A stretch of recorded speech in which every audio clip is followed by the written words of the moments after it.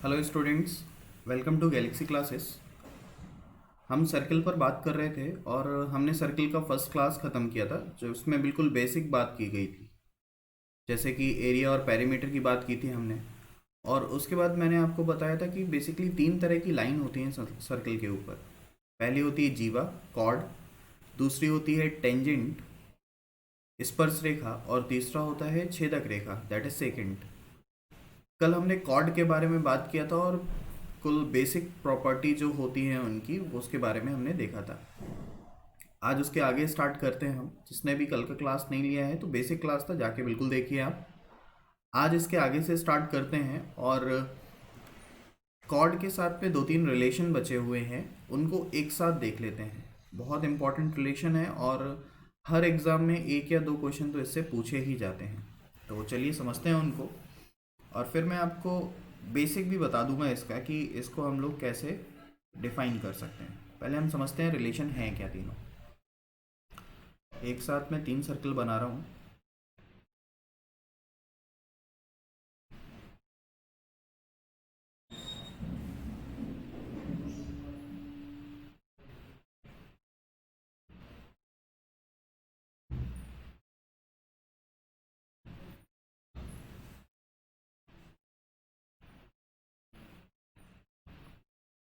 समझिए,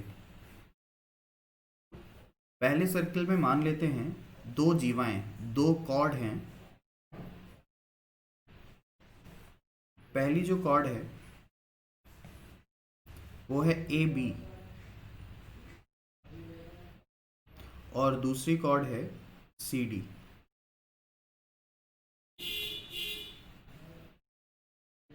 पहले सर्कल में एक कॉर्ड है ए बी और दूसरी कॉर्ड है सी डी, जो एक दूसरे को किसी बिंदु ई पर काट रहे हैं। तो इनका रिलेशन बताओ क्या होता है। ठीक है, पहला तो ये हो गया। दूसरा, सेकंड सर्कल में जब हम बात करेंगे तो आपसे कहेगा एक कॉर्ड रखा हुआ है ए बी और दूसरा कॉर्ड रखा हुआ है सी डी, और इस बार वो दोनों सर्कल के अंदर नहीं, सर्कल के बाहर जाके एक दूसरे को काटेंगे। और फिर आपसे पूछा जाएगा कि बताओ इनका रिलेशन क्या होगा। ए बी सी डी और ये काट रहे हैं बिंदु ई पर। क्लियर है? पहले इन दोनों के बारे में देखते हैं, देन इसके बाद थर्ड पे चलते हैं। समझिए थोड़ा सा ध्यान से, बहुत बेसिक बेसिक बातें हैं। पहले मैं आपको बताता हूँ कि इन दोनों के बीच का जो रिलेशन है वो हमें लिखना कैसे, क्योंकि मेन वही है कि रिलेशन हमें याद रहना चाहिए। बेसिक मैं आपको बता सकता हूँ बाद में कि ये निकल के कैसे आया, पर पहले देखो कि हमें उसको लिखना कैसे है। ध्यान से देखिए, एक लाइन था ए बी और दूसरा लाइन था सी डी, दोनों ई बिंदु पर आपस में मिल रहे थे। तो हम लिखेंगे A multiply by B equal to C multiply by D. ठीक है, हमने लिखा A multiply by B equal to C multiply by D. ठीक है, ए बी एक लाइन है जो कि पहले सर्कल में भी है और दूसरे सर्कल में भी है। फिर उसके बाद दूसरी लाइन है सी डी, तो दूसरी लाइन सी डी पहले में भी है और दूसरे में भी है। ये जो हम लोग रिजल्ट लिख रहे हैं ये दोनों सर्कल के लिए कॉमन ही है। ठीक है, पहले सर्कल में सर्कल के अंदर काट रहे हैं दोनों, और दूसरे सर्कल में सर्कल के बाहर काट रहे हैं। तो किस बिंदु पर काट रहे हैं? ई बिंदु पर। तो हम फिर लिखेंगे ए ई मल्टीप्लाई बाय बी ई बराबर है सी ई मल्टीप्लाई बाय डी ई, और ये यहाँ से एक रिलेशन निकल के आता है। वैसे आप कोशिश करोगे तो ये रिलेशन आपको सिमिलैरिटी लगाने के बाद समझ में आएगा, पर आप इसको डायरेक्ट याद रखो क्योंकि ये डायरेक्ट ही क्वेश्चन में पूछा जाता है। कुछ देर के बाद मैं इसका बेसिक भी बता दूंगा आपको कि कैसे आ रहा है निकल के। ठीक है, आगे चलते हैं और तीसरे सर्कल पे बात करते हैं।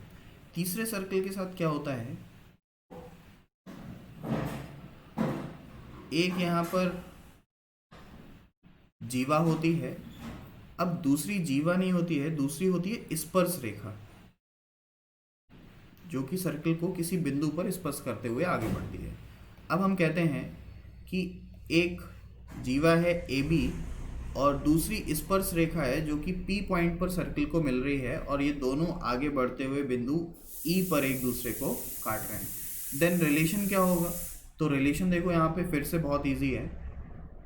ए E multiply by B E equal to A multiply by B equal to P E का होल स्क्वायर।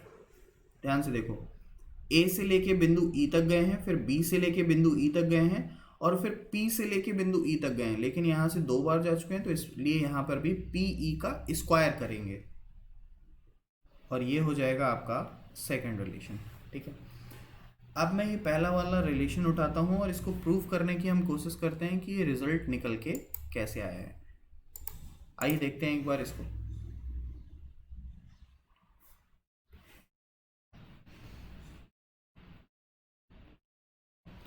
एक मैं बनाता हूँ, बाकी 2 फिर आप अपने आप से ट्राई कीजिएगा।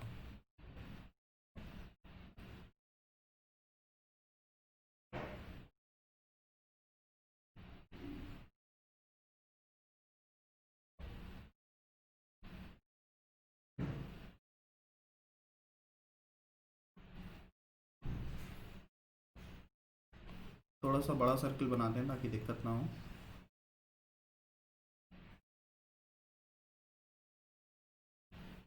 ओके, अब एक लाइन है यहाँ पे ए बी और दूसरी लाइन है यहाँ पे सी डी, और ये दोनों एक दूसरे को बिंदु ई पर काट रहे हैं। ठीक है, हम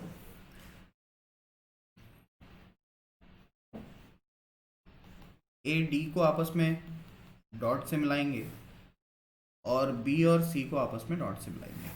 अब देखिएगा, समझिएगा प्लीज़ थोड़ा ध्यान से। सबसे पहले तो 2 लाइनें एक दूसरे को काट रही हैं, तो आप कहोगे ये एंगल जो है वो इस एंगल के बराबर हो जाएगा। शीर्षा विमुख कोण करके ये दोनों आमने सामने आपस में बराबर हो जाएंगे। देन उसके बाद क्या, तो फिर आप कहोगे अगर लाइन डी ई एक कॉर्ड है, सुनिएगा ध्यान से, लाइन डी ई एक कॉर्ड है, तो हमने कल पढ़ा था कि दीर्घ आर्क पर, मेजर आर्क पर बनने वाले सभी कोण आपस में बराबर होंगे। इसका मतलब ये वाला जो एंगल है वो इस एंगल के बराबर होना चाहिए। और सेम इसी तरह अगर AC एक कॉर्ड है तो इसके सामने के ये एंगल D एंगल B के आपस में बराबर होगा। देन अब आप कह सकते हो कि ट्राइंगल AED सिमिलर होगा ट्राइंगल CEB के। ट्राइंगल AED सिमिलर है ट्राइंगल CEB के।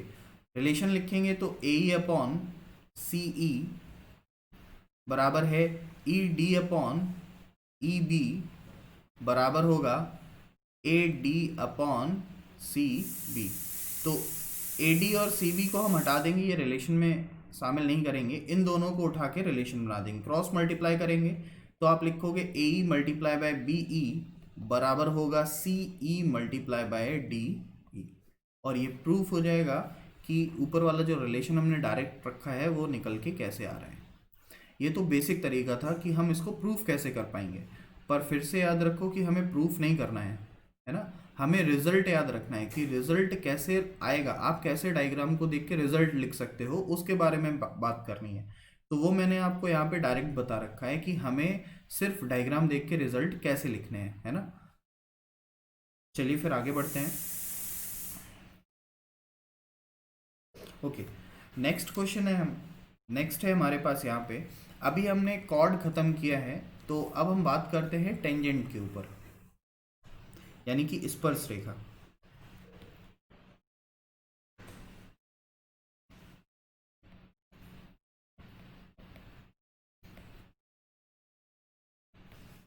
ओके, स्पर्श रेखा का सबसे बेसिक जो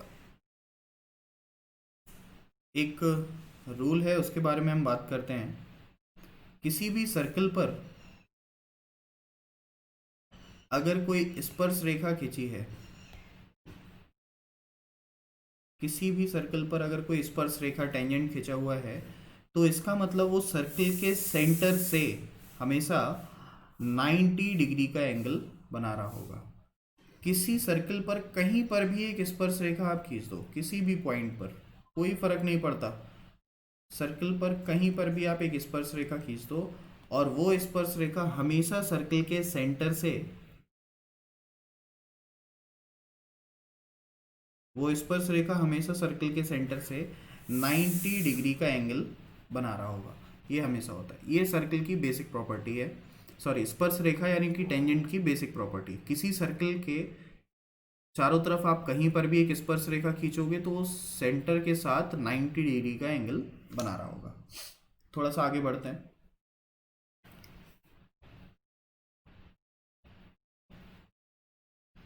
कोई एक सर्कल है,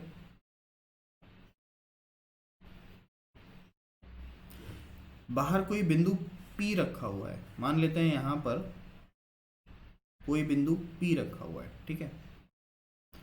तो इस बिंदु P से सर्कल पर एक स्पर्श रेखा खींची जाती है और इसी बिंदु P से उसी सर्कल पर एक और स्पर्श रेखा खींची जाती है। अब आपसे बहुत सारी चीजें यहां से पूछता है, मैं एक एक करके सारी चीजें डिस्कस करूंगा, ध्यान से देखते रहिए। सबसे पहले तो क्वेश्चन बनता है कि वृत्त के बाहर किसी बिंदु से वृत्त पर अधिकतम कितनी स्पर्श रेखाएं खींची जा सकती हैं। तो हमारा आंसर हो गया 2। सर्कल के बाहर किसी एक बिंदु से सर्कल पर मैक्सिमम 2 टेंजेंट डाले जा सकते हैं, 2 स्पर्श रेखाएं खींची जा सकती हैं, ठीक है। अब इन स्पर्श रेखाओं को नाम दे देते हैं, दैट इज पी ए और पी बी। और हम जानते हैं यहाँ पे कोई होगा सेंटर जो कि दोनों स्पर्श रेखाओं के साथ 90 डिग्री का कोण बना रहा होगा, ठीक है। एक बात और याद रखिए, ये पी ए हमेशा बराबर होगा पी बी के। दोनों स्पर्श रेखाओं की लंबाइयां हमेशा बराबर होंगी। सर्कल पर खींची गई 2 स्पर्श रेखाएं किसी भी एक बिंदु से जब निकलती हैं तो वो दोनों आपस में बराबर होंगी। इसको हम प्रूव भी कर सकते हैं सिमिलैरिटी के द्वारा, है ना। हम आगे बढ़ते हैं और आपस में मिलाते हैं। पॉइंट P को O से मिलाते हैं। बिंदु P को हमने यहाँ पे केंद्र O से मिला दिया, ठीक है। अब यहाँ पे आपके सामने ये एक 90 डिग्री दिखा रहा है, ये एक 90 डिग्री है। PO कॉमन लाइन है, 2 90 डिग्री हैं, कॉमन लाइन है, तो ये कोण और ये कोण आपस में बराबर होगा और इसी वजह से ये दोनों कोण भी आपस में बराबर होंगे। देन अब आप कह सकते हो ट्राइंगल PAO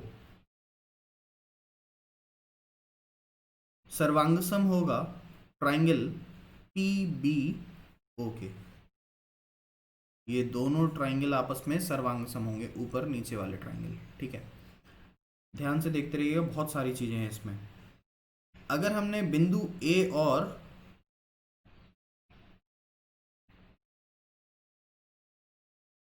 बिंदु B को आपस में मिला दिया, बिंदु A और बिंदु B को अगर हमने आपस में मिलाया तो एक और 90 डिग्री यहां पे बन रहा होगा, एक और 90 डिग्री बन रहा होगा।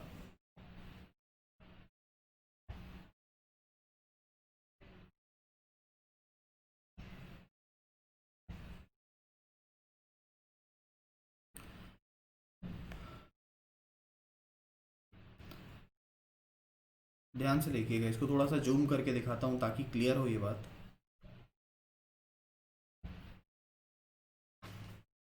देखो यहां पर एक और 90 डिग्री एंगल आ रहा होगा और इस पॉइंट को हम मान लेते हैं x। फिर हम कह सकते हैं ट्राइंगल AOX जो होगा यहाँ पे, ट्राइंगल AOX जो ऊपर वाला छोटा ट्राइंगल है वो सर्वांगसम होगा ट्राइंगल BOX के, नीचे वाले छोटे ट्राइंगल के। और इसी तरह यहाँ पे आपको जितने भी ट्राइंगल दिख रहे हैं वो सारे के सारे आपस में समरूप होंगे।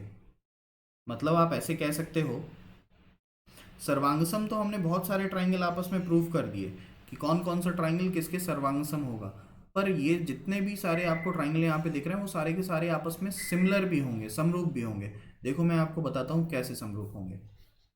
हम लोग बात कर रहे हैं ट्राइंगल पी ए ओ की, बड़े ट्राइंगल पी ओ ए की, और दूसरा ट्राइंगल हम छोटा वाला अंदर लेते हैं। अब देखिए यहाँ पे हमें कोण देखने हैं बेसिकली। तो दूसरा जो ट्राइंगल है हमारे पास, इसको मान लेते हैं हम थीटा और इसको मान लेते हैं हम बीटा। तो अभी जब हम बात कर रहे हैं ट्राइंगल पी ए ओ की, तो ट्राइंगल पी का मान है थीटा, एंगल ए का मान है 90 डिग्री और ओ का मान है बीटा। जब दूसरे ट्राइंगल की हम बात करेंगे तो अब इसमें इसी तरह हमें वैल्यू पुट करनी पड़ेंगी। तो सबसे पहले आप देखो एक्स ए एक्स ओ, ये जो ट्राइंगल है इसमें x जो है वो 90 डिग्री है, o जो है वो बीटा है, तो अपने आप a का वैल्यू यहाँ पे थीटा हो जाएगा। और फिर हम कह सकते हैं कि ये दोनों ट्राइंगल आपस में सिमिलर हो जाएंगे। जब triangle P A O similar होगा ट्राइंगल ए एक्स ओ से, और फिर से यहाँ पे रिलेशन बन रहा होगा P A upon A x बराबर होगा ए ओ अपॉन एक्स ओ बराबर होगा पी ओ अपॉन ए ओ के, और ये यहाँ पे रिलेशन फिर से बनके तैयार हो जाएंगे। कौन सा किस रेशियो में है फिर आप वो देख सकते हो। क्लियर है? तो इसमें से हमें दो तीन चीज़ें देखनी है, मैं फिर से एक बार रिपीट करता हूँ। सबसे पहले समझना है कि बाहर के किसी भी बिंदु से वृत्त के ऊपर अगर स्पर्श रेखाएं खींची जाती हैं तो मैक्सिमम 2 स्पर्श रेखाएं खींची जा सकती हैं। फिर वो दोनों स्पर्श रेखाओं की लंबाइयां आपस में बराबर होंगी जो दिखा रखा है। वो स्पर्श रेखाएं केंद्र के साथ 90 डिग्री यानी कि 90 डिग्री के 4 कोण बनाएंगी, 4 ट्राइंगल बनाएंगी। बेसिकली ऐसे बनाएंगी तो 6 अगर ओवरऑल देखा जाएगा, लेकिन अभी हमारे सामने 4 ट्राइंगल बनाएंगी। तो उन चारों ट्राइंगल आपस में, वो दो ट्राइंगल का जो पेयर होगा वो आपस में सर्वांगसम होगा, कॉन्ग्रेंस होगा, और वो चारों ट्राइंगल आपस में सिमिलैरिटी प्रूफ कर रहे होंगे, और फिर वो सिमिलैरिटी प्रूफ करके हमने यहाँ पे दिखाया हुआ है। ठीक है, आगे बढ़ते हैं। इसके बाद आता है हमारे पास एक और थ्योरम है जिसको हम कहते हैं अल्टरनेट सेगमेंट थ्योरम।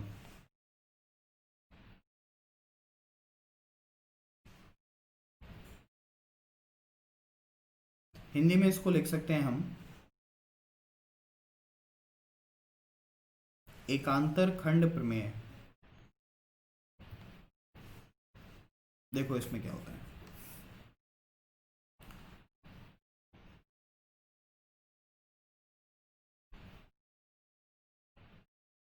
जब भी कोई सर्किल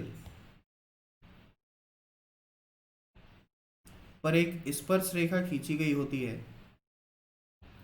किसी भी सर्कल पर एक स्पर्श रेखा खींची जाती है, और उस स्पर्श रेखा से देखिएगा, उस स्पर्श रेखा के पॉइंट से, मतलब ये जो बिंदु टच कर रहा है, इसी बिंदु से सर्कल के अंदर अगर ट्राइंगल का निर्माण किया जाता है, कैसा भी ट्राइंगल हो सकता है वो, सर्कल के अंदर अगर ट्राइंगल का निर्माण किया जाता है तो इसके बारे में फिर आपसे पूछ रहा होता है। मान लेते हैं ये पॉइंट है ए, ये पॉइंट है बी और ये पॉइंट है सी। ठीक है ना? आपसे पूछ रहा होता है कि कौन सा रिलेशन किसके बराबर होगा, कौन सा एंगल किसके बराबर होगा। तो चलो समझते हैं। सबसे पहले ये जो कोण है ये मान लेते हैं एंगल सी है, ये कोण है वो एंगल बी है, और ये कोण है वो एंगल ए है।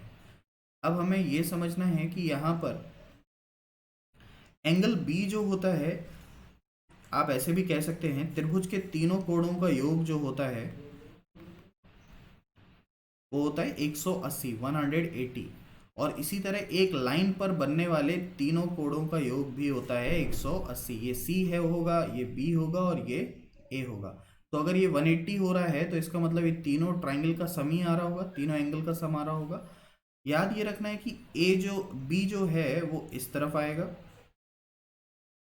और ए जो है वो ये वाला एंगल हमें दिखा रहा होगा। इसको कहते हैं एकांतर खंड प्रमेय, अल्टरनेट सेगमेंट थ्योरम। इस पे क्वेश्चन कैसे पूछे जाते हैं उनकी बात कर लेते हैं एक बार। आपसे जब क्वेश्चन पूछ रहा होगा तो कुछ इस तरह कह रहा होगा कि किसी वृत्त से स्पर्श रेखा जाती है और उस पे कोई एक ट्राइंगल बना हुआ है और इस ट्राइंगल में कोई भी दो एंगल दे देगा। मान लो ये दे दिया उसने 50, ये दे दिया 70, और फिर कहेगा कि बताओ ये एंगल कितना होगा। तो अब हमें समझना है कि अगर उसने ट्राइंगल के दो एंगल दिए हैं तो इसका मतलब तीसरा एंगल हम अपने आप से बता सकते हैं कितना होगा। और जब तीसरा एंगल आप बताओगे देन फिर कहोगे कि यही एंगल घूम के इस तरफ आ रहा होगा। अब यहाँ पे एक 50 दे दिया है, एक 70 दे दिया है, तो तीसरा कितना हो जाएगा 60, और फिर हम कहेंगे ये 60 डिग्री ही उठ के इस तरफ आ रहा होगा, यानी कि हमारा आंसर हो जाएगा 60 डिग्री। और ये 70 उठ के इस तरफ आएगा और ये वाला एंगल दिखाएगा 70 डिग्री। ठीक है, तो ये बहुत बार पूछा जाता है। अगर आप चाहो तो इसको प्रूव भी कर सकते हो सरकम सेंटर की हेल्प से, कि कोई एक सेंटर है जिससे तीनों दूरियां बराबर हैं। अगर ये दूरियां बराबर हैं तो इनके आमने सामने के कोण भी बराबर होंगे, that is X X, Y Y, Z Z. देखो इसमें दिखाते हैं, पुराने वाले इसमें इनको रफ करते हैं, सारा एक बार दिखाते हैं आपको कैसे प्रूफ हो सकता है, ये उसके बारे में बताते हैं। देखो मान लो कि ये सेंटर है, यहाँ से हमने तीनों सीड्स ए बी सी को आपस में मिलाया। हम जानते हैं कि ये परित्रिज्य आपस में बराबर होगी, सरकम रेडियस बराबर होगी। सरकम रेडियस बराबर होने की वजह से सारे के सारे आपस में अंदर समद्विबाहु त्रिभुज बना रहे होंगे। वाई वाई ये एंगल और ये एंगल होगा जेड और जेड। और फिर आप कहोगे कि अगर ये वाई वाई, जेड जेड और एक्स एक्स है तो फिर 2x plus 2y plus 2z बराबर हो जाएगा वापस से 2x plus 2y plus 2z बराबर हो जाएगा वापस से 180। Then x plus Y plus Z बराबर हो जाएगा 90 डिग्री। अगर ये 90 डिग्री के बराबर हो गया एक्स वाई जेड, और अभी हमने कुछ देर पहले समझा था कि केंद्र से अगर किसी भी स्पर्श रेखा को मिलाते हैं तो कितने डिग्री का एंगल बनता है, 90 डिग्री का। अगर ये ऑलरेडी y लेके बैठा हुआ है तो बचा यहाँ पे कितना, तो आप कहोगे x प्लस जेड बचा, क्योंकि x plus Y plus Z बराबर 90 डिग्री दिखा रहा है, तो यहाँ पे बच रहा है x प्लस जेड। और x प्लस जेड की बात करें तो एंगल A है x प्लस जेड के बराबर। अगर आप दूसरी तरफ देखोगे इसी तरह तो कहोगे पूरा कोण 90 डिग्री है, ये x है तो ये बचा कितना, तो y प्लस जेड। देन आप कहोगे कि दूसरा एंगल जो है वो यहाँ पे रखा होगा y प्लस जेड को लेके। क्लियर है ये बात। और इसलिए हम कहते हैं कि a जो है वो उठ के इस तरफ आ जाएगा, b उठ के इस तरफ आ जाएगा। क्लियर है, चलिए आगे बढ़ते हैं। ओके, जब दो सर्किल आपस में एक्सटर्नल टच करते हैं तो क्या क्या पॉसिबिलिटीज होती हैं उनके बारे में देख सकते हैं। जब दो सर्किल आपस में एक दूसरे को एक्सटर्नल टच कर रहे होते हैं,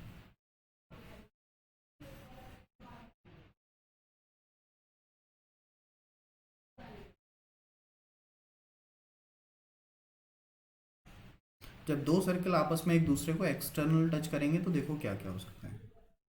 सबसे पहले तो यहाँ आपसे पूछा जाता है दोनों के केंद्र के बीच की दूरी। तो आप कहोगे मान लो ये R1 है और ये है R2, तो हो जाएगा P और Q केंद्र हैं अगर, तो PQ की लंबाई हो जाएगी R1 प्लस R2। सबसे पहले पूछा जाता है दोनों के केंद्र बीच के केंद्रों की दूरी, तो हो जाएगा R1 प्लस R2। और उसके बाद फिर आप कह सकते हो कि यहाँ पे एक स्पर्श रेखा भी खींची जा सकती है, बिल्कुल स्ट्रेट।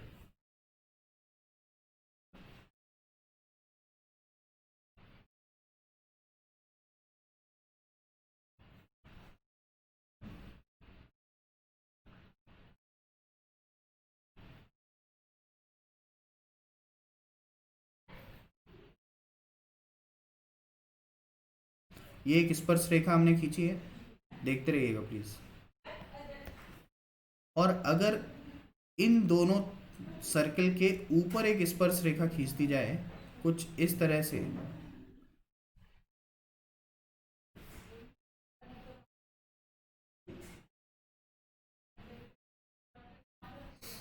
और ये किसी दो पॉइंट पर यहाँ पे मिल रही होगी, दैट इज पॉइंट ए और ये हो गया पॉइंट बी। अब आपसे कभी कभी पूछ लेता है कि जो ऊपर वाली स्पर्श रेखा है वो दोनों बिंदुओं के मिलान बिंदु पे, दोनों सर्कल के मिलान पर कितने डिग्री का कोण बना रही होगी। ये वाला एंगल यहाँ पे कभी कभी पूछा जाता है आपसे कि ये एंगल कितने का बन रहा होगा। इसको पॉइंट ओ मान लेते हैं, तो हमसे पूछा जाता है ट्राइंगल ए ओ बी का मान कितना होगा। तो याद रखिए आंसर होगा 90 डिग्री। हम प्रूफ कर सकते हैं इसको कि कैसे 90 डिग्री आंसर हो जाएगा। देखो ये है बिंदु सी, मान लेते हैं जो स्पर्श रेखा है ऊपर जाते हुए बिंदु सी पर काट रही है। अब आप कह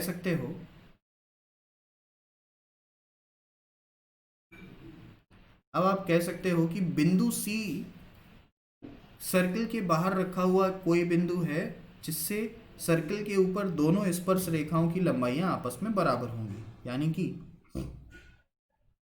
CB और OC की लंबाई आपस में बराबर होगी।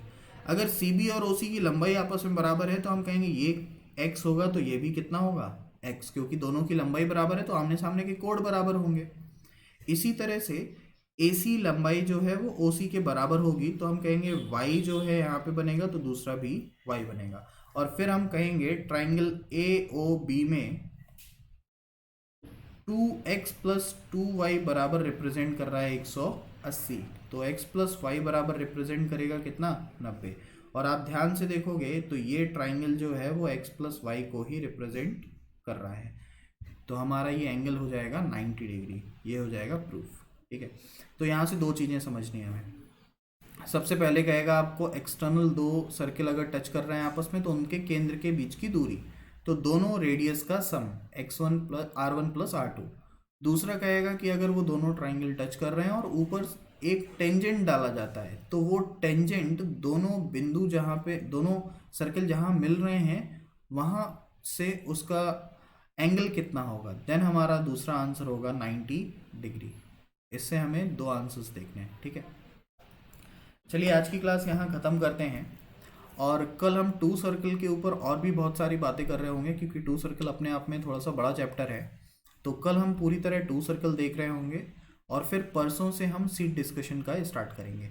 कल की क्लास के डिस्क्रिप्शन में मैं आपको सीट दे दूंगा, लगभग 300 क्वेश्चन की है जो, तो आराम से सॉल्व कीजिएगा और फिर हम धीमे धीमे से उसको सॉल्व करते हुए आगे बढ़ते जाएंगे।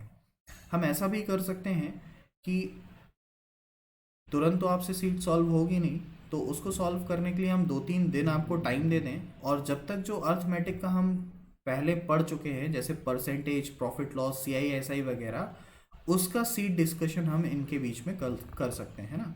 तो कल की क्लास ज्योमेट्री की होगी प्रॉपर और उसके बाद फिर हम आगे बढ़ रहे होंगे। थैंक यू वेरी मच, मिलते हैं नेक्स्ट क्लास में।